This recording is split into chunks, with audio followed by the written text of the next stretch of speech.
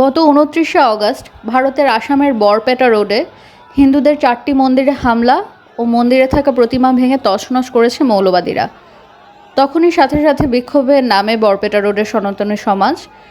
প্রশাসনের পক্ষ থেকে দোষীদের বিচারের আওতায় আনার আশ্বাস দেওয়া হয়েছিল, কিন্তু ৩ সপ্তাহ পার হয়ে যাওয়ার পরেও ধরাছোঁয়ার বাইরে রয়ে গেছে অপরাধীরা। তাই গত মঙ্গলবার থেকে সেখানকার সনাতনীরা আবারও আন্দোলনে নামে। সকাল সন্ধ্যা অবরোধ ও হরতালের ডাক দেয়। যে সকল ব্যবসায়ী হরতাল চলাকালীন দোকান চালু রেখেছিল, আন্দোলনকারীরা সেগুলো বন্ধ করে দেয় এবং রাস্তা অবরোধ করে। হিন্দু নিউজের আসাম প্রতিনিধি বিপ্লবের পাঠানো ভিডিও চিত্রে দেখুন সেখানকার বর্তমান পরিস্থিতি। যেতিয়া ৬টা বজাত খবৰ পালোঁ যে শাহানগৰৰ মন্দিৰৰ কালী মন্দিৰখন ভাঙিলাক, তেতিয়া আমি সবে গোট খালোঁ। তাতে ৰাস্তা ঘাট বন্ধ কৰিলোঁ। প্ৰথমত বন্ধ কৰাৰ পিছত আমাৰ পুলিচৰ পৰা এইখিনি কথা যে অপৰাধীটো ধৰিব লাগে, ঠিক আছে, আমি বৰপেট সব ঘূৰি কেনে বৰপেটটো বন্ধ কৰাইছোঁ। আজি আমি এইখিনি আমাৰ আজি বঙালীৰ জেগা, যিখিনি মাজমজিয়া বঙালী জেগাত এইখানে কালী মন্দিৰখন ভাঙিছে, এইটো কোন দুষ্কাৰী ভাঙিছে, সেইখন আমাৰ উচিত বিচাৰ লাগে। এইখিনি আমি জানা মতে লাইনৰ পৰা 3খনত হৈছে আৰু আমাৰ 4খন মন্দিৰ ভাঙিছে টোটাল। আমি পজিশ্যনত আমাক SP ছাৰে সময় দিছে যে আমাক অফিচত মাতি কেনে ক'লাক ছাৰে যে 7 দিনৰ ভিতৰত প্ৰডাক্টটো ধৰিব আৰু কাই জড়িত আছে সববিলাক কি কৰিব। আমাক কৈছে সময় দিয়া, তোমালোকে ঠাণ্ডা হোৱা, বাজাৰটো ঠিক কৰিব দিয়া। এইখিনি কথা আমাক SP ছাৰে কৈছে। আমি বজাৰ বন্ধ কৰিছোঁ। আমাৰ চেয়াৰমেন ছাৰে আমি লাইনৰ পৰা গৈছিলোঁ, চব্জি বজাৰ বন্ধ কৰাইছোঁ। তেতিয়া আমাক এই চেয়াৰমেন ছাৰে, ৰাজা ছাৰে আমাক ঘূৰাই পঠাইছে যে তোমালোকে যোৱা, এই থানালৈকে যোৱা, থানালৈ যাই কথা পতাৰ পিছত কিবা এটা ডিচিশ্যন ওলাব। 4টা মন্দিৰ ছাৰ ভাঙিছে ছাৰ, কালী মন্দিৰ ছাৰ গোটেইকেইটা। লাইনৰ পৰা ভাঙিছে ছাৰ 3খন, আৰু আমাৰ কলভঙা 4 নম্বৰ ৱাৰ্ড হয়, সেইটো ভাঙিছে এখন।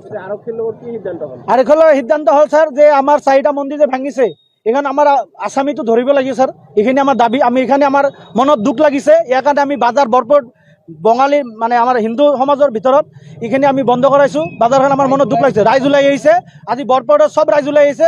এইখিনি উচিত বিচাৰ লাগে আমাৰ। লাইনৰ পৰা আপোনাৰ 1 নম্বৰ ৱাৰ্ড হ'ব এইটো, ঠিক আছে। আৰু এটা আপোনাৰ মণিপুৰী বস্তি বুলি কয়, তাতে এখন ভাঙিছে ছাৰ, ঠিক আছে। আৰু এখানে সিদ্ধান্ত এইটো দিলাক যে আমাক অলপ সময় দিয়ক, আমি দূৰত্ব ধৰি আছোঁ বুলি কৈছে, আসামী ধৰি আছোঁ বুলি কৈছে ছাৰ, ঠিক আছে। এখন আসামী ধৰিছে, আমাৰ OC ছাৰে এখন আসামী ধৰিছে, আমাক এইখিনি জানকাৰী দিছে ছাৰ। এতিয়া এজন ধৰিছে ছাৰ। এতিয়া লগত কিজন জড়িত আছে সেইখন আমি গম পোৱা নাই, আগলৈকে গম পাম ছাৰ। আমাৰ জড়িত হয় যে ছাৰ এইটোৰ লগত কিবা দুষ্কাৰী বেলেগ ঠাইৰ পৰা মানুহ আহি কেনে আমাৰ লগত এটা হিন্দু মুছলমান কাজিয়া লগাৰ কাৰণে ৰাইট লগাবৰ কাৰণে এইটো হৈ আছে।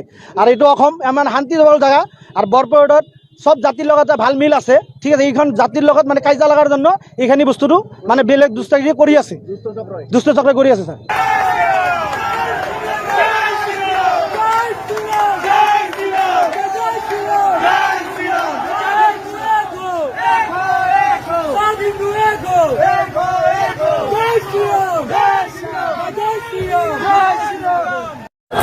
আজি ঐতিহাসিক বৰপেটা চহৰত বিভিন্ন প্ৰান্তত 5টাকৈ মন্দিৰত প্ৰতিমূৰ্তি ভাঙি পেলাই তেখেতসকলে এটা দুষ্ট চক্ৰই এক অপ্ৰীতিকৰ পৰিস্থিতিৰ সৃষ্টি কৰিছে। ইতিমধ্যে হাজাৰ হাজাৰ মানুহ প্ৰতিবাদকাৰী ওলাই আহিছে, আৰু সনাতন সভ্যতা সংস্কৃতিৰ ওপৰত এই আক্ৰমণ কোনো কাৰণত মানি লোৱা নহ'ব, কোনো যুক্তিত মানি লোৱা নহ'ব।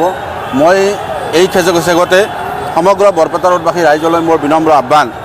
ইতিমধ্যে মাননীয় বৰপেটা জিলাৰ আৰক্ষী অধীক্ষক সুশান্ত বিশ্ব শৰ্মা ডাঙৰীয়াৰ নেতৃত্বত ব্যাপক অভিযান চলিছে।